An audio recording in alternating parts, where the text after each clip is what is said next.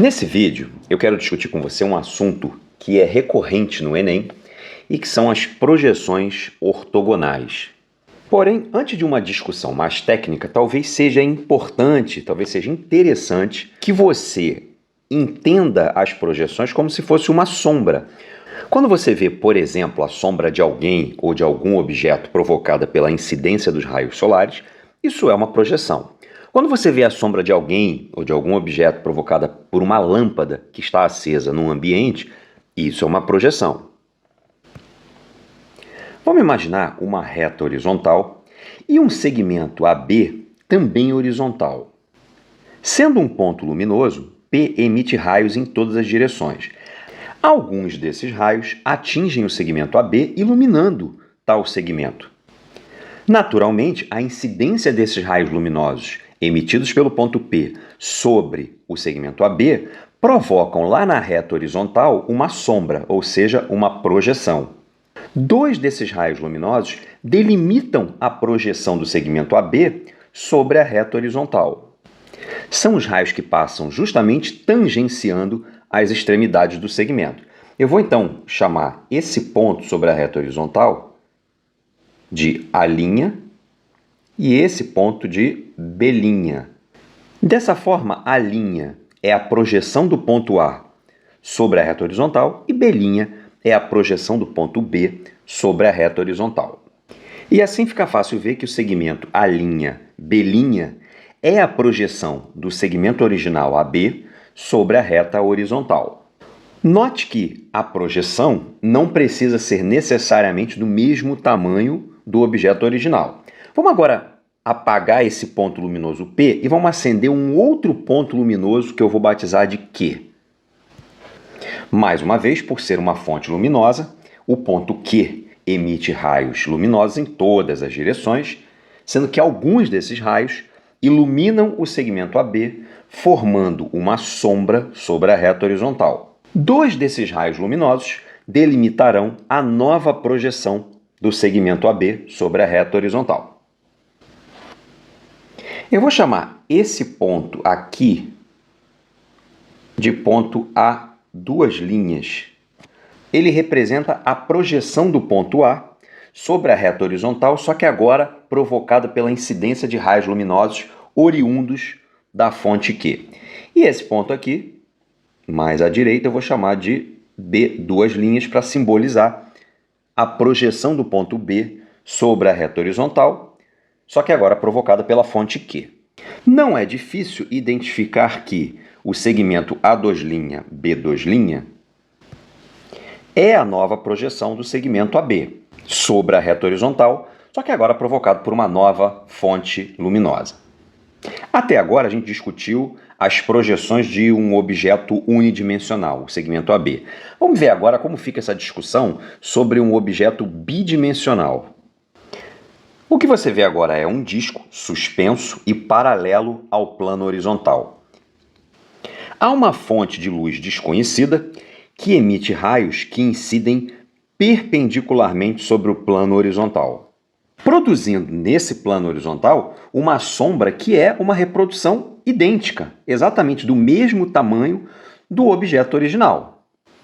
Imagine agora que essa fonte luminosa seja desligada e que a gente ligue uma outra fonte luminosa cujos raios também incidem perpendicularmente, só que agora sobre o plano vertical.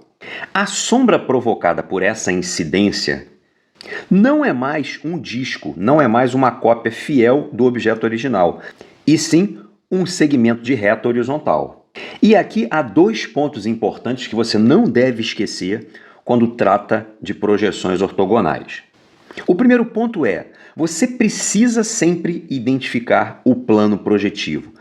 Onde está sendo projetada essa sombra? No primeiro exemplo, aquele que se refere ao segmento AB, as sombras estão sendo projetadas sobre a reta horizontal. E no exemplo referente ao disco, há dois planos projetivos diferentes. No exemplo à esquerda, o plano projetivo, que eu vou batizar de alfa, é o plano horizontal.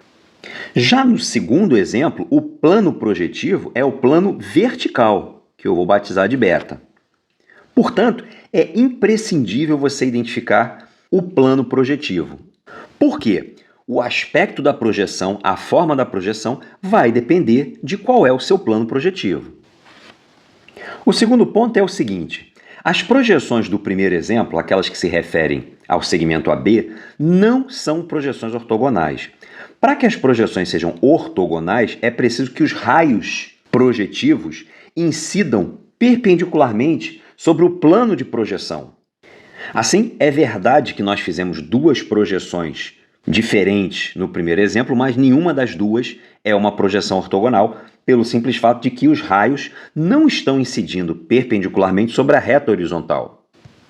Já no exemplo do disco, nós temos duas projeções ortogonais, porque, em ambos os casos, os raios estão incidindo de forma perpendicular sobre o plano da projeção. No primeiro exemplo, o plano da projeção é alfa, no segundo exemplo, o plano de projeção é beta. Então, as duas projeções que você vê no segundo exemplo são, de fato, projeções ortogonais. Esses são dois pontos que você jamais deve ignorar quando responde a uma pergunta sobre projeções ortogonais. Note que para que a projeção seja uma cópia idêntica do objeto original, é condição necessária que a projeção seja ortogonal. Entretanto, essa condição é necessária, mas não é suficiente, como você pode ver no segundo exemplo referente ao disco. Ali nós temos uma projeção ortogonal e nem por isso a projeção é uma cópia do objeto original. O objeto original é um disco e a projeção é um segmento de reta. Para que esse fenômeno aconteça, você vai depender também do plano de projeção. Por outro lado, se a projeção não for ortogonal, não há a menor chance da sua projeção ser uma cópia fiel do objeto original. Vamos imaginar agora um paralelepípedo. E pensa que esse paralelepípedo está encostado no cantinho de uma sala. Ou seja, eu estou imaginando que esse bloco está simultaneamente encostado em três planos. Os dois planos que formam as paredes, que eu estou presumindo que formam 90 graus entre si, e o terceiro plano, que é o piso, que eu também estou imaginando horizontal. Portanto, esses planos são perpendiculares 2 a 2. Imagina agora uma formiga localizada bem no ponto A.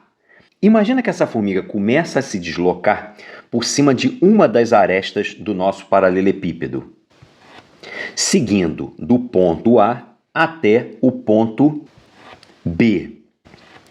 A partir do ponto B, essa formiga vai se deslocar por cima da diagonal de uma das faces, partindo do ponto B e terminando no ponto C.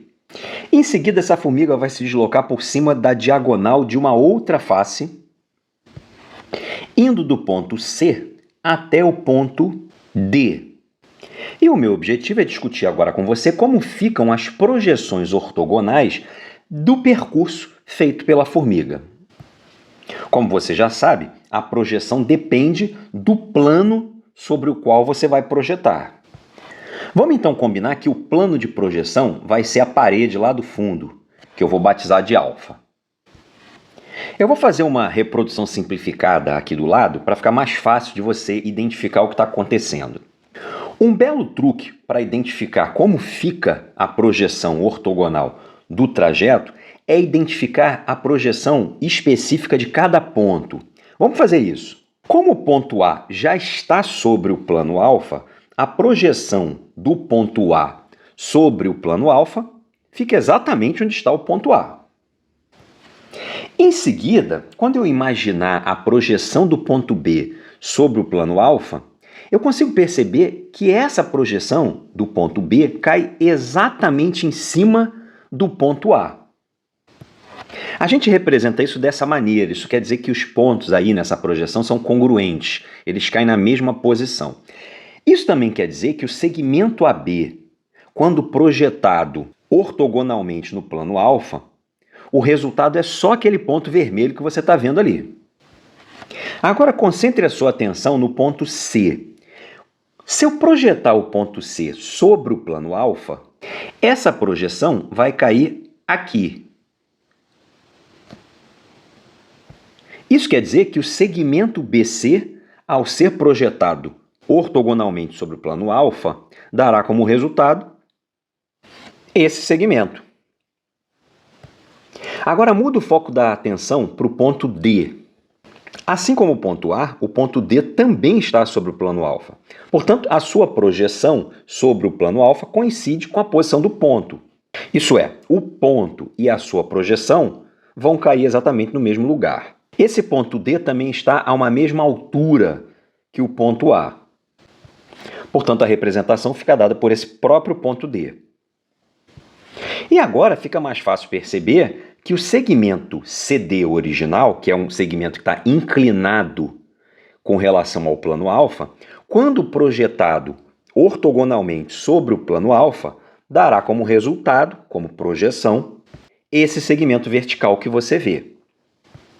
Portanto, esse é o resultado da projeção do percurso ABCD sobre o plano de projeção, sobre o plano projetivo alfa. Vamos agora ver como fica a projeção desse mesmo trajeto ABCD, só que agora sobre a outra parede. Vamos chamar esse plano projetivo de plano beta.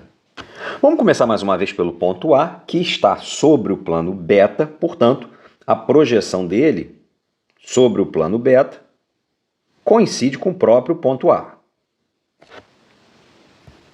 Isso também acontece com o ponto B. O ponto B está sobre o plano beta, portanto, a projeção do segmento AB sobre o plano beta é o próprio segmento AB.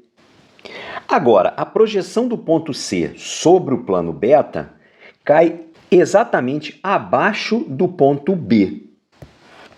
Portanto, o segmento BC, que está inclinado em relação ao plano beta, quando projetado sobre esse mesmo plano beta, dá um segmento vertical BC. E agora, a projeção do ponto D sobre o plano beta coincide com o ponto A. E a gente representa isso assim.